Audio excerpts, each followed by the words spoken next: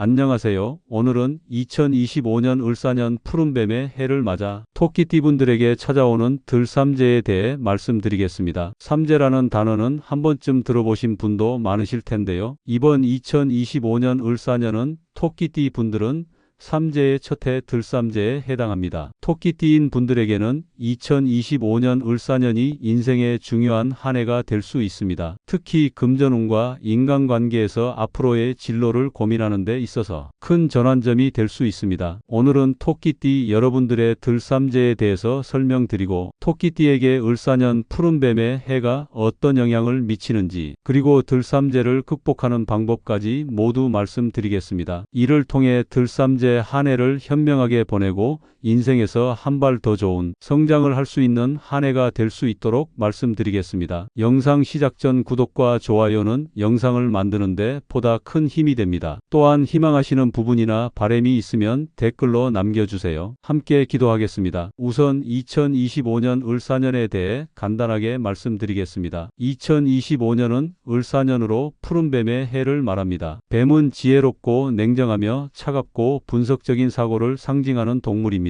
계획적이고 신중하여 목표 지향적이고 감정보다는 이성적인 판단을 합니다. 그럼 토끼띠는 성격이 어떨까요? 토끼띠는 부드럽고 온화하며 타인을 배려하는 성향이 강합니다. 관계적인 성향에서도 보면 큰 소란과 불편한 분위기, 시끄럽고 큰 소리를 싫어합니다. 이런 특징으로 뱀의 해와 토끼띠에게 들삼재와 겹친다는 것은 서로 다른 특성이 맞물려 복잡한 에너지가 작용할 수 있습니다. 2025년에는 뱀의 특성을 잘 알고 그에 맞게 상황을 인지하고 자신의 성격과 생각하는 사고를 잘 분석하여 한 해를 받아들이고 살아가야 합니다. 토끼와 뱀이 합의될 수 있는 방법은 조화와 균형을 유지하면서도 서로의 장점을 보완하는 것입니다. 하지만 2025년이 뱀의 해라고 해서 뱀띠적인 특징을 무조건 받아들이라는 말은 아닙니다. 예를 들어 토끼띠 분들은 대부분 성격이 급한 분들이 많습니다. 이를 뱀띠의 신중함을 통해 급한 성격을 차분하게 하여 의사결정을 하는 데 있어서 조금 더 신중하게 생각하고 보완하여 토끼띠에게 안정감을 가질 수 있습니다. 이를 통해 올해는 도전과 기회를 모두 잡을 수 있는 해가 될 수 있습니다. 삼재는 9년 주기로 찾아오며 각 동물띠에게 3년 동안 영향을 미칩니다. 이 기간 동안에는 사고나 질병, 재물손실 같은 일이 생길 수 있습니다. 하지만 단순히 불운의 시기로만 볼 필요는 없습니다. 삼재는 우리에게 경고와 함께 성장할 기회를 제공합니다. 토끼띠 각 나이별로 여러분들이 2025년 을사년 들삼재에 주의해야 할 점을 말씀드리겠습니다. 먼저 1999년생 김효년 토끼띠 분들은 올해 사회에서 자신의 자리를 확립하기 위한 중요한 도약의 시기가 될 수 있습니다. 직장에서 새로운 프로젝트를 그리고 새로운 부서로 이동할 수 있으며 학업에서 새로운 방향으로 기회를 만날 가능성이 높습니다. 하지만 이러한 기회는 갈등이나 실수와도 맞닿아 있을 수 있습니다. 그렇기 때문에 무리한 도전보다는 차근차근 단계를 밟아가는 자세가 중요합니다. 이를 위해 매일 일기를 쓰고 가능한 모든 것을 기록하는 습관을 들여보세요. 작은 성취라도 기록하고 생각난 부분이 있으면 바로 메모를 해서 그 생각을 조금 더 면밀히 관찰하십시오. 또한 자신감을 키우기 위해 여러 사람이 함께 하는 운동, 예컨대 축구나 야구, 크로스핏과 같은 단체 운동을 통해 땀을 흘리며 팀워크를 늘리고 스트레스 해소의 기회를 만들어 보세요. 동료들과의 협력적인 관계를 강화하는 것이 중요합니다. 올해는 자신이 가진 능력을 팀의 목표와 조화롭게 연결시키는 연습을 하세요. 1987년생 정묘년 토끼띠 분들에게는 올해 직업과 가정에서 모두 중요한 변화가 있을 가능성이 큽니다. 예를 들어 부서 이동의 수가 있을 수 있고 새로운 직업적 도전을 시작할 수 있는 해입니다. 하지만 반드시 주의해야 할 점이 있습니다. 정묘생 토끼띠 분들은 너무 생각을 많이 해서 기회를 놓치는 경우가 발생할 수 있으니 정말 심사숙고하여 판단을 내리면 뒤도 돌아보지 말고 밀어붙이십시오. 흔히들 삼재가 되면 뭐든지 조심하고 경계해야 한다는 소극적인 태도를 취하라고 합니다. 하지만 87년생 정묘년 토끼띠 분들은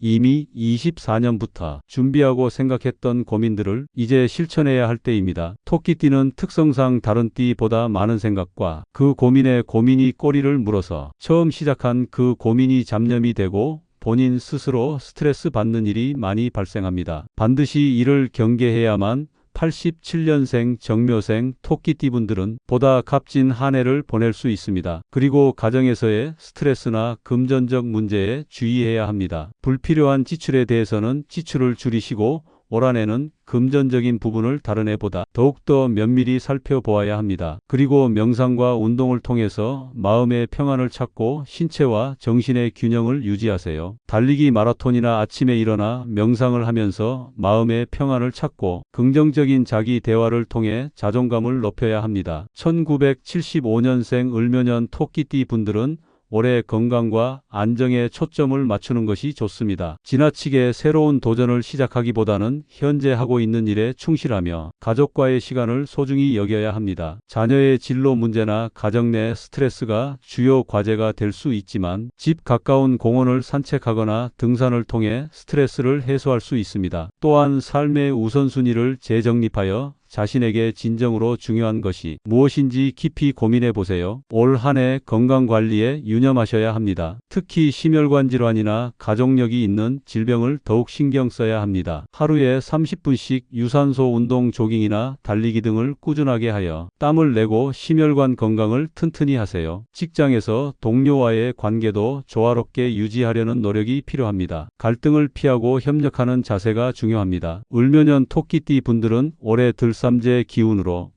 무기력하고 나태해질 수 있으니 그 어느 때보다 더욱더 각별히 운동하고 정신수양을 통해 바른 몸가짐과 건강관리를 하셔야 합니다. 그리고 들삼재인 2025년에는 재정적으로 신중해야 하는 시기이므로 불필요한 지출을 줄이시고 투자나 매매 서류운에 있어서도 뱀의 지혜를 빌려 보다 냉철하고 깊은 안목을 가지는 것이 유리합니다.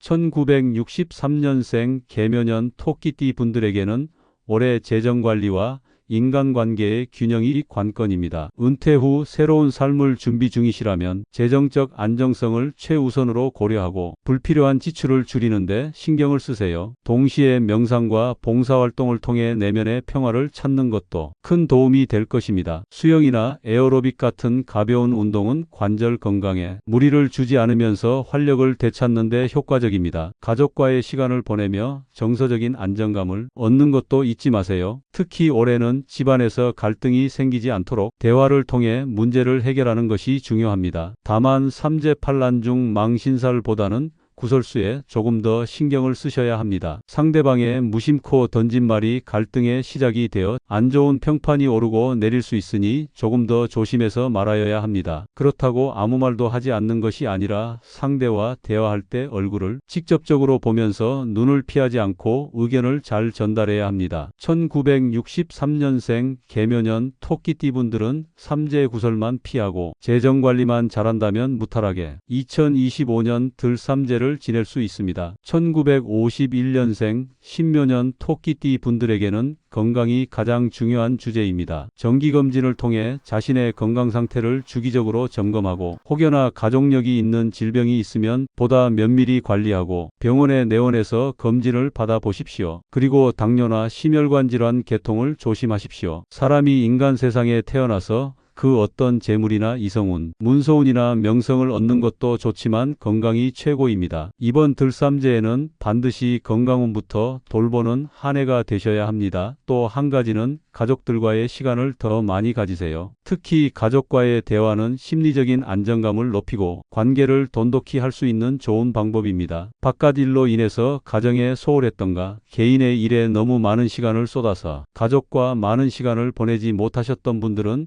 올 한해는 가족과 함께 보내는 시간을 많이 가지십시오. 가족과 함께 시간을 많이 보내면서 새로운 긍정적인 에너지가 생겨나서 더 기운나고 좋은 일이 많아질 겁니다. 건강 관리에 있어서는 매일 가벼운 산책이나 스트레칭을 통해 활동량을 늘리고 활기찬 일상을 유지하는 것이 중요합니다. 또한 취미 활동을 통해 삶의 즐거움을 찾는 것도 추천드립니다. 요즘 대한민국 사회는 노령화 사회입니다. 이미 100세 시대를 이야기하고 있습니다. 사고나 안타까운 운명을 하지 않는 이상 대부분은 90세 이상 살아야 합니다. 오래 건강하게 살려면 기초 체력이 튼튼하고 아프지 않아야 합니다. 2025년 들삼재에는 1951년생 분들은 체력을 기르고 건강을 잘 관리하며 가족과 많은 시간을 보내어 긍정적이고 행복한 기운을 가지고 들삼재를 잘 극복할 수 있습니다. 1939년생, 김효년생 토끼띠 분들에게는 마음의 평화와 건강 유지가 중요합니다. 지나치게 활동적이기보다는 여유로운 마음으로 일상을 즐기시는 것이 좋습니다. 이 시기에는 자신이 이루어온 일들을 돌아보며 감사하는 시간을 가져보세요. 가족들과 함께하는 시간이 정서적인 안정을 주며